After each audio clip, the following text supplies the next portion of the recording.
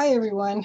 Once again, I'm a little bit tired because I've been out pulling blackberry vines out of my yard, and it's pretty hard work and that sort of thing. And I just got back in, ran a brush through my hair so it didn't look like crazy. I mean, I kind of always look like a crazy woman, but anyway, I on the last video I did, somebody asked me to if I could comment on the WF. Now, I didn't watch very much of it, but there were some uh, alternate media people watching or covering it. The best coverage, I think, was from Avi Yemeni of Rebel News, and there you can look for his stuff. He's pretty well known. He's an awesome journalist, but he was going around and kind of mocking everyone because there were like actual attendees that were part of the mainstream media as opposed to those covering the World Economic Forum. And people, they try to show this as some big power conference, but the thing is it's all political theater. They used to be able to flex at the World Economic Forum. They show their muscle, but the thing is now that the central banks are dead, busted, out of money, they can't really, I mean, they can talk a good line, but, about all they can do is see who's the best, James Bond supervillain, I mean, I think Klaus Schwab probably can still carry that as the good evening, Mr. Bond kind of guy. I don't even think that he's there anymore. But, they have the usual lizard people there, the ones that pretend to give a crap about you, but they really don't, like Prince Charles. I don't think that was him. It didn't look quite like him, and the voice was a little bit different. But even like, so it was all just theater. I mean, right in the middle of it, Jack Posobiec gets detained, and he's like the king of political theater. Next to Alex Jones. He's probably the prince of political theater. Alex Jones is the king of political theater. But it was all just a show. There was nothing to it. Everybody there has lost their power. Some of them have already been arrested, and they have,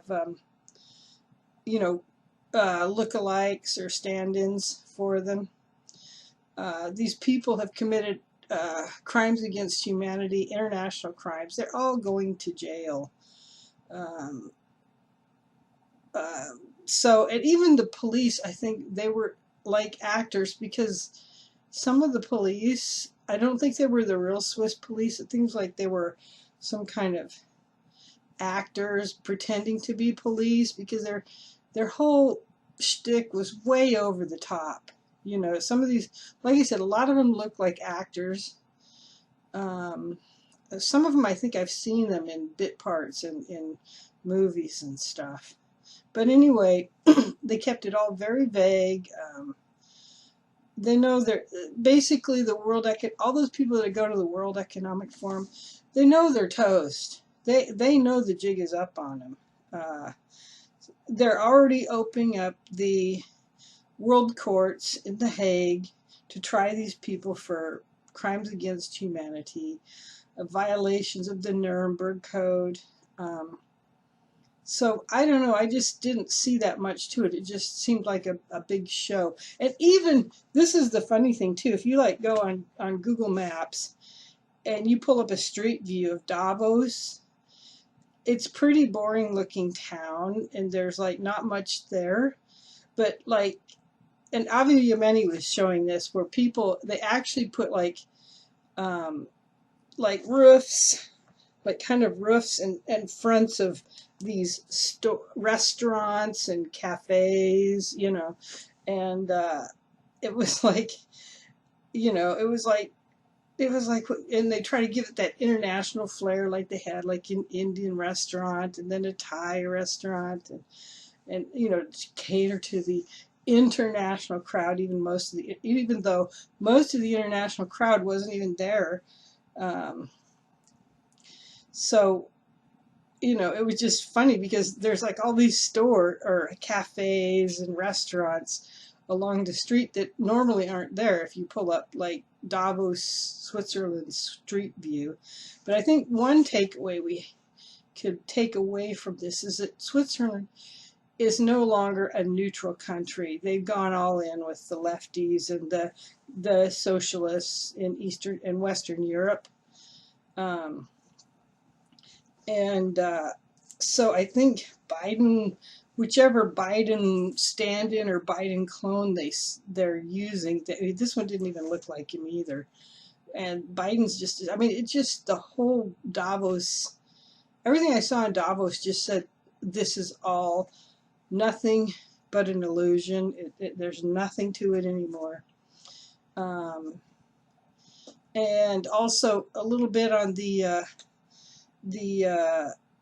shooting in Texas. General McEnany has already said that he thinks it's a false, you know what. I know I'm trying to keep these videos on YouTube. They'll probably I'll eventually get kicked off because I'm not going to shy away from the truth.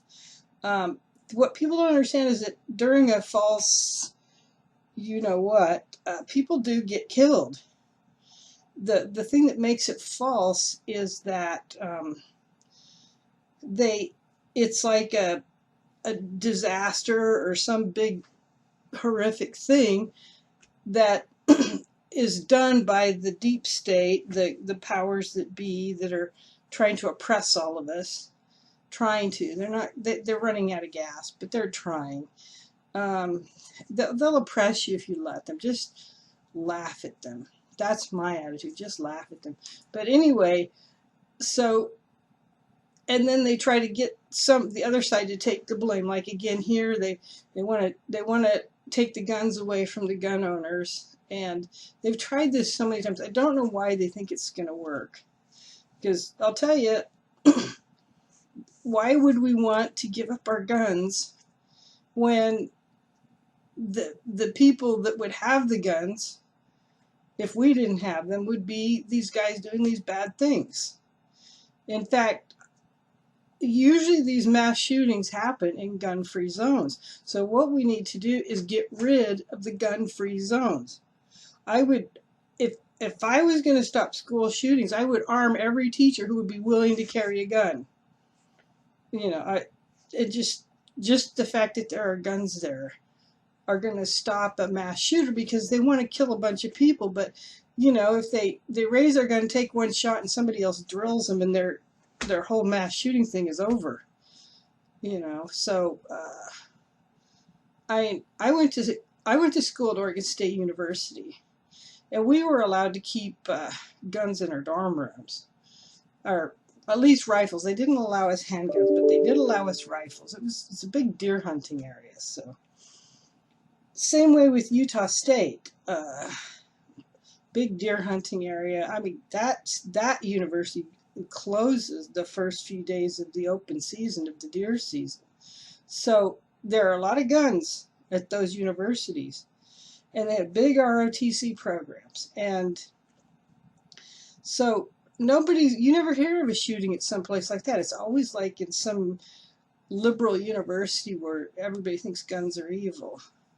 So I think if we want to stop school shootings and mass shootings and crowds, we need to have everybody exercising their Second Amendment right. And those police definitely need to be investigated. That whole thing needs to be investigated because it was like they wanted it to happen. There's something going wrong there. And every one of those police, from the police chief down, need to be investigated. We need to find out who they've been talking to, why didn't they go in there, and they better have some really good reasons, or they're criminally liable for what happened in there. They were accomplices. If they don't have a really good reason why they didn't go in there, they're accomplices. So anyway, that's all I have to say for today. Like I said, I did want to touch on the World Economic Forum because, you know, somebody asked me to. in the comments. And I do read the comments because, you know, I'm a small channel. So anyway, if you want to talk about something, if you want me to talk about something else, just put it in the comments. I'll talk about it. You may not like my opinion. I'm pretty conservative. So anyway, until next time, have a good day.